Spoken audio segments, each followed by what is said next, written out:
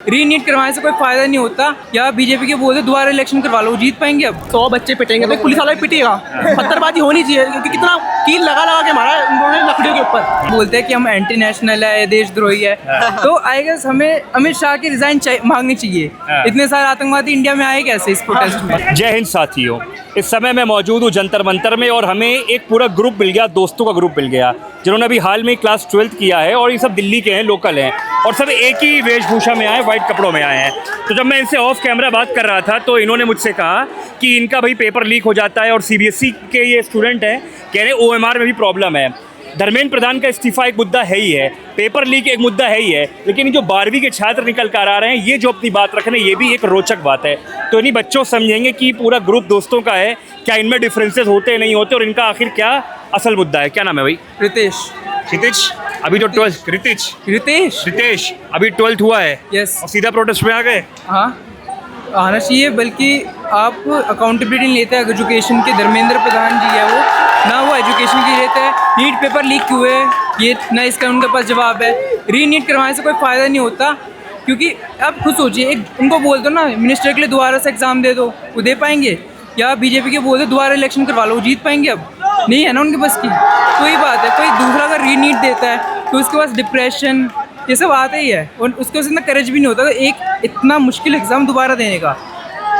तो मैं तो फिलहाल कॉमर्स बैकग्राउंड से, बट मेरे कई सारे दोस्त जो इस साल नीट दिए उन्होंने, तो उन्होंने भी ये चीज़ें फेस करी है। मैं आपसे एक बात कर रहा था, आपने ओएमआर शीट की बात मुझसे करी थी, थोड़ा मैं ये जानना चाहूँगा। देखिए नीट तो सबको समझ में आ रहा है और जो मुद्दे छुप जा रहे हैं जैसे ओएमआर वाला हो गया, ये थोड़ा मुझे समझाइए और जनता को समझाइए क्या है। ओएमआर शीट ये है कि जितने भी हमारे सीबीएसई के टीचर्स हैं वो यंग जनरेशन नहीं है, वो ओल्ड जनरेशन है, तो उनको टेक्नोलॉजी में शिफ्ट करने में बहुत प्रॉब्लम आती है। ये सारे मुद्दे उन्होंने स्किप करके या अनदेखा करके ओएमआर या ओएसएम सिस्टम उन्होंने लागू किया था। तो ये एक फेल्ड सिस्टम है, क्योंकि ऑफ कोर्स एक एल्डर जनरेशन जो पुरानी है हमसे, वो इतने सारे टेक्नोलॉजी के इतनी जल्दी से उपयोग नहीं कर पाते। मोदी जी भी तो पुराने हैं, क्या कर सकते हैं? लेकिन वो तो टेक्नोलॉजी से अपडेटेड रहते हैं। वो मेलोडी से अपडेटेड रहते हैं। नाराज हो जाएंगे तुमसे। होने दो, मुझे फर्क नहीं पड़ता। जो बुरा है वो बुरा है, जो गलत है गलत है। जब सही थे सबने सही बोला था, अब जब गलत है उन्हें माननी चाहिए वो गलत है। हाँ, क्या नाम है भाई? यश। यश क्या कह रहे थे बताओ। क्या कहना है जो है अब यहाँ पर ही है। हाँ। इसका मतलब जैसे देखा जाए कि अब ये जो मुद्दा है पूरा भड़काया जा रहा है, ऐसे मतलब लोगों को इग्नोर करनी चाहिए। एक चीज़ में रोकूंगा, आपने का मुद्दा भड़काया जा रहा है। एक आरोप ये भी लग रहा है कि कुछ लोग आकर यहाँ खुद ही पुलिस के ऊपर अटैक करवा रहे हैं, हमला करवा रहे हैं। अटैक तो पहले पुलिस नहीं कर रहा था, पर अच्छा, अब 100 बच्चे पिटेंगे तो एक पुलिस वाला भी तो पिटेगा ही। अरे भाई कैमरे में आ जा रहा हो। बोलो। चलो, ये बड़ा मानवता बड़ा काम हो रहा है, खाना पानी सब बिल्कुल चल रहा है। हाँ, तुम बात कंप्लीट करो, बोलो। अब देखो 100 बच्चे पिटेंगे तो एक पुलिस वाला भी पिटेगा। पत्थरबाजी होनी चाहिए क्योंकि कितना कील लगा लगा के मारा है उन्होंने लकड़ियों के ऊपर और टेयर बॉम्ब फेंके हैं। जरूरत नहीं थी बच्चों के ऊपर फेंकने की, पर उन्होंने फेंके। अब ये क्या बोले इस चीज़ के ऊपर।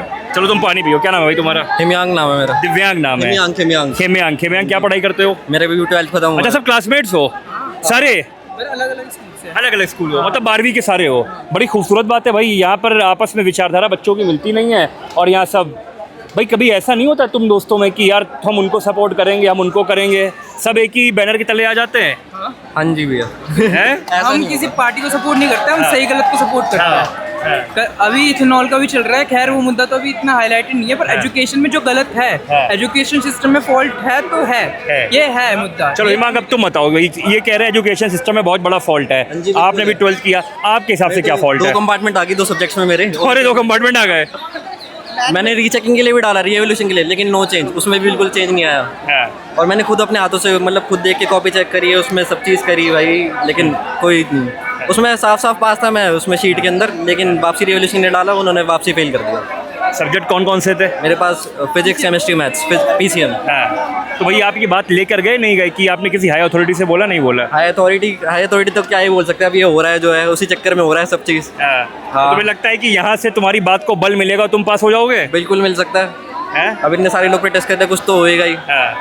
अब उसका कुछ फायदा तो होना ही चाहिए, इतने सारे लोग कर रहे हैं उस चीज़ के। नीट के लिए, नीट का भी होगा, पेपर लीक हो रहा है। नीट के तो ऊपर वो बनते इतने सारे मीम्स उस पर कि हाँ न्यू टेलीग्राम ग्रुप ज्वाइन करो, यहाँ पेपर लीक होएगा, इतने पैसे तो यहाँ करेंगे पेपर लीक। मतलब इन्होंने टेलीग्राम बैन कराया है नीट के पेपर के लीक्स के चक्कर में, लेकिन इन्होंने वापसी हुई भाई ग्रुप टेलीग्राम। अच्छा, मैं थोड़ा और बात करूँगा इनसे। जब 12वीं से बच्चा निकल कर आता है, एक साइकोलॉजिकल प्रेशर भी होता है, घर से भी होता है, ये करना है भाई, आपको ये प्राप्त करना है ज़िंदगी में, माँ बाप भी उम्मीद रखते हैं, खुद की भी इच्छा होती है, पेपर लीक हो जाता है और कंपार्टमेंट आ जाती है तो और ही बुरा हो जाता है, हैं?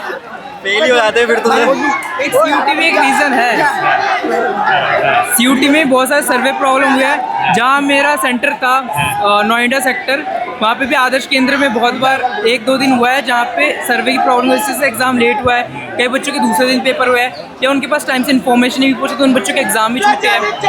और यही है, इन सब में भी ठीक करना चाहिए। यानी सब मिला के यहाँ नीट का मुद्दा नहीं है, ये 12वीं करके आए हैं और कह रहे हैं कंपार्टमेंट आता है, जब मैं रीचेकिंग में डालता हूँ तो मालूम भी नहीं पड़ता। एक युवा साथी आ गया, बहुत देर से मुझसे कह रहा था मैं बात करना चाहता हूँ। परिचय दो अपना पहले। जैसे मैं आप कह रहे हो, परिचय तो दो अपना, बताओ तो लोग जानेंगे तो है। मैं शत्रुघ्न कुमार हूँ, हाँ। रहने वाले शाहीबाद को। कहाँ के हो? शाहीबाद, अच्छा। गाजियाबाद की तरफ से। अच्छा। अगर किसी का सामान वान फोन वोन कुछ ही भूल जा रहा है, उसे कॉल करके दे दे। अभी मुझे भूला था, मैंने अभी कॉल करके उसे दे दिया फोन। हाँ। वहाँ पे बैग किसी का गिर जा रहा है, किसी को मत रखे कोई सामान, उसे दिक्कत पड़ेगी, परेशानी हो जाएगी।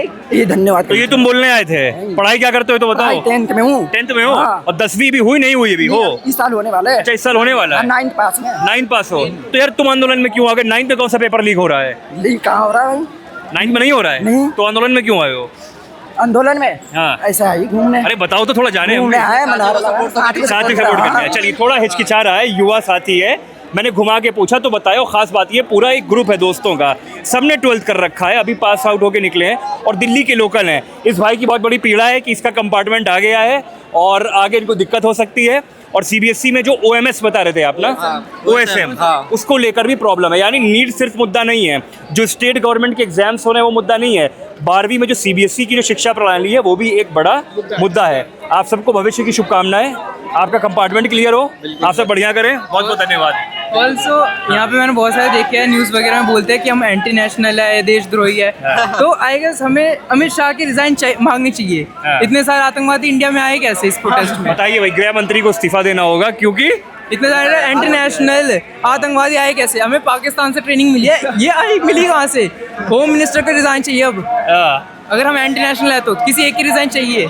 या तो हम अगर देशवासी है, अगर हम देशवासी है तो हमें एजुकेशन सिस्टम में फॉल्ट दिखा तो धर्मेंद्र प्रधान की रिजाइन चाहिए। अगर ये कह रहे हैं हम आतंकवादी है या हम देशद्रोही है, पाकिस्तान से ट्रेनिंग मिली है, तो हमें होम मिनिस्टर के रिजाइन चाहिए कि इतने सारे पाकिस्तानी जंतर मंतर में आए कैसे। देखिए कितने पढ़े लिखे युवा हैं और कितनी फैक्चुअल बात भी कर रहे हैं। मेरे साथ फुरकान साहब हैं कैमरे के पीछे, मैं हूँ माज और आप हमारे साथ बने हुए हैं जंतर मंतर पे। बहुत बहुत धन्यवाद।